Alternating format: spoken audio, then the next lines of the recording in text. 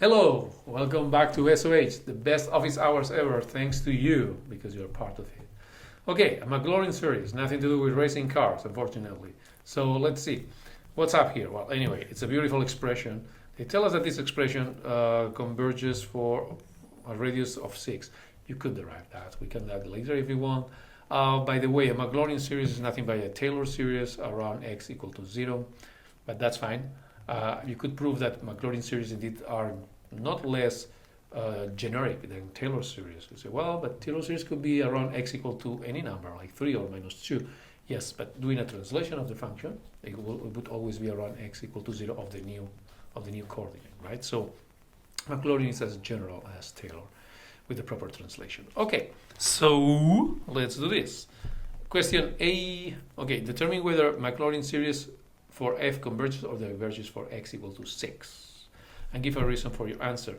Let's do an overview, and then in a minute or so you can try to solve it and come back and continue with those that are more interesting to you. Well, so we will substitute here x equal to 6. You see that there's only n's, and usually you do a comparison with a series that you know that either converges, so your series is less than that, so it converges, or it diverges, and your series is greater than that, and then it diverges. Of course, there are cases that are super complicated, but not for our case, okay, for AP Calculus PC.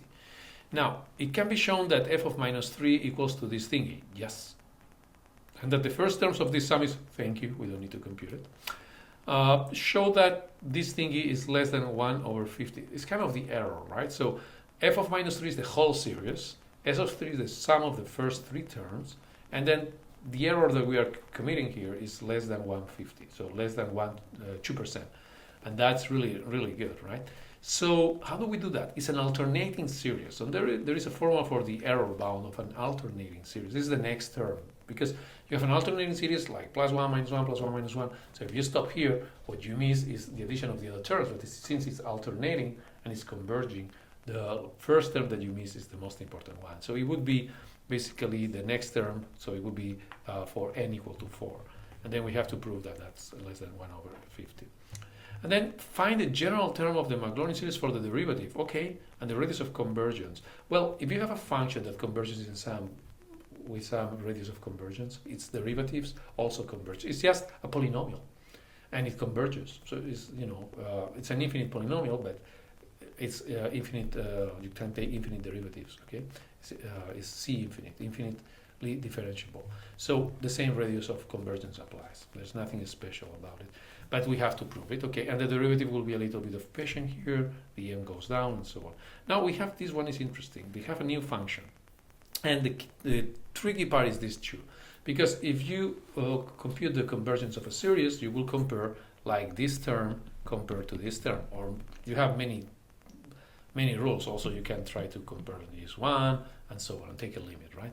But the point is that if you do this one, be careful because the 2n will go to 2n plus, I let you think about it. And so that's kind of the tricky part here. And well, that's all. So if you think you can solve it with all this, then go ahead and come back with the solution and let's compare it. Hopefully you will find some typos in mine. Let me know below in the comments. And otherwise, we are all good, but you have to be faster and better than I. Okay, let's move on then. So first question, yes. So let's substitute here f equal f of 6. So this is basically the sum from 1 to infinity, right, of n plus 1 divided by n squared. Ooh, okay, that's this converge or diverge. We have an n squared, but we have an n. So this looks like goes like 1 over n. And you are supposed to know or to remember that this series diverges, okay? Yep, that's true. 1 plus 1 over, very slowly, but diverges. Indeed, it goes like a logarithm, okay, of n, of the maximum number. So in the end, it goes to infinity. Slowly, but it diverges. So that's like the integral, right? But indeed, it's the steps of 1, big steps. Anyway, it's a very interesting thing to sometimes compare the finest steps of a series with the small steps of an integral and how they are related. But that's much more advanced than what we need to do here. Even in college, you may never find that unless you do math. So what's up? Oh, yes. So we should compare, basically, let's write this like this, where n So let's just define our term of the series. And then let's compare this with our friend 1 over n. Why? Because if this diverges and our series is greater than this guy, then it's going to be even more divergent. So we would like this to be greater than 1. That's, we know that. That's a heads up. So let's see what happens here. We have n plus 1 divided by n squared. And then this n goes to the numerator, right? So we have n squared plus n divided by n squared. And this, despite all what we see, is beautifully greater than 1. So therefore, f of 6 is greater than the sum of n, blah, blah, blah, blah, blah. So diverges. End of the story. Happiness. Let's move on. B. What happens with this guy? Oh, yeah, the error.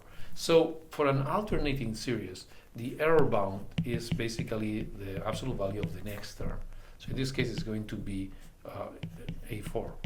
Now, what is A4 here? Let's be careful with that. So A4 is going to be 5 divided by that's by 16. So just be careful, okay? And then 1 to the power of 2, blah, blah, blah. So basically you have 5 divided by 16, which is positive, so I mean it's all this, but it's going to be positive. And 16 times 16 is 256, right? Now, they want us to prove that this is 1 over 50. This is very sus, right? If you multiply by 5, you have 5 250. So indeed, this is less than this, which is equal to the 150. So yes, so the error is less than 150. And therefore, this is correct. The whole exact result minus the first 3 terms are going to be less than this, okay? Indeed, you got the error here. It's more precise, but that's what they want to know. So again, excellent. And let's move on. Oh yeah, the derivative. So basically, if you have the derivative, the second, the third, the fourth derivative, just take derivatives. Ooh, more derivatives. But let's see. So this is going to be like this, n plus 1. And then the only thing is this thing. X to the power of, it's going to be this. Basically, that's what I was trying to. And then let's simplify it a little bit, just for the sake of making our life a bit easier. And there are different ways to simplify this, but at the very least, simplify this n here, at the very least. Now, some people don't like to have this n minus 1, but it's fine because n starts at 1, so this is 0, it's 1. So it's totally fine. You don't need to change that. So now the radius of convergence here, so what you have is like this series, right, with an, and an here is n plus 1 divided by n, x, so if you now compute the radius of convergence, later we can write a different way if you want, but for now it's fine. You can do this, absolutely. So now we have to substitute all these things here. Let's see if I have enough room. So we have n plus 2, be careful with this, divided by n plus 1, Now, x to the power of n, because we sum 1, right? 6 to the power of n plus 1, be careful with, this is the tricky part. And now you can copy this directly. Be careful because these two guys don't simplify with each other. And then you have to deal with all this mess. So let's see. Let's see our skills from algebra. Where? So first of all, this n will go up. So n plus 2 goes to the numerator. These two go together. They don't simplify. They're friends. Okay, cool. Now, these two, this will go up and simplify with this. So there's a 6 here down. And this go here down, so you have an x here. Okay? If you're unsure about this, where the x goes, just think that you are going one more power, so it's one higher. So if you divide this by this, you should have at least one power here. Now this goes to 1. You have n squared goes to 1. So this goes to 1. So you have the absolute value. It's very important, the absolute value. So your radius of convergence is this one, and so since you want the radius of convergence to be less than 1, then you have that this one. Okay, which is the same as this one, as we said, right? So for the second derivative the same, the third derivative the same. These functions, since the first one converges, and you can write it as a sum of like an infinite polynomial that converges, then you have this property. If 1 over x squared is not in this shape, so that you cannot say that. Okay. Okay. Cool. And then for d, oh yeah, I was saying that you can write this in a different way. Well, this is just for practice. You know, it's not. This is completely optional. But it may help you if you do advanced math next year. Then it may help you. So we had this expression, right? We had that the derivative is this sum.